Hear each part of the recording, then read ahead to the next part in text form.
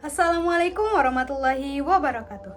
Halo teman-teman semua, selamat datang di podcast kita From Culture to Faith, tempat di mana kita melihat kebudayaan menjadi jalan menuju keimanan. Di episode kali ini kita akan membahas bagaimana metode dakwah dari Sunan Kalijaga, yang dimana dia menyebarkan agama Islam melalui seni wayang. Nah, sekarang sudah ada 3 narasumber hebat dan 1 penanya yang akan membuat diskusi kita lebih menarik nih. Nah, tanpa berlama-lama, ayo kita mulai podcastnya. Nah, kita akan menyapa narasumber kita yang pertama nih. Boleh diperkenalkan namanya siapa?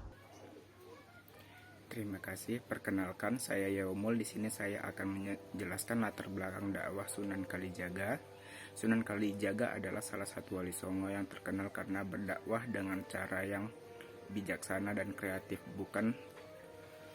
Ia tidak memaksa masyarakat untuk langsung meninggalkan budaya lama, melainkan memasuki nilai-nilai Islam ke budaya itu. Wah, sangat menarik bukan? Selanjutnya kita akan ke narasumber yang kedua. Bagaimana sebenarnya metode dakwah dengan wayang itu?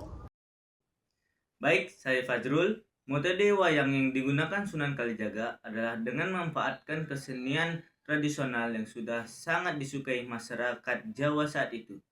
Wayang digunakan sebagai media hiburan sekaligus sarana pendidikan. Dalam pertunjukan wayang, beliau menyisipkan pesan-pesan Islam seperti kejujuran, kesabaran, tauhid, dan akhlak mulia. Bahkan beberapa tokoh wayang dimodifikasi agar mencerminkan ajaran Islam. Dengan cara ini, masyarakat bisa menerima Islam tanpa merasa dipaksa karena dakwah disampaikan secara halus dan menyenangkan. Wah, ternyata kreatif banget ya. Lalu, bagaimana dampaknya ke masyarakat? Nah, kita langsung aja ke narasumber ketiga. Assalamualaikum warahmatullahi wabarakatuh. Saya narasumber 3. Pengguna wayang sebagai media dakwah sangat efektif karena masyarakat sudah familiar dan menyukainya.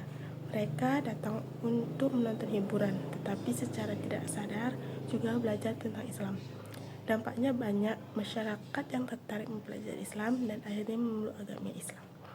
Dakwah menjadi lebih damai dan mudah diterima karena menghargai budaya lokal. Metode ini juga menunjukkan bahwa dakwah bisa dilakukan dengan kreatif dan menyesuaikan kondisi masyarakat. Assalamualaikum warahmatullahi wabarakatuh. Masya Allah, ternyata sangat inspiratif ya untuk kita-kita semua.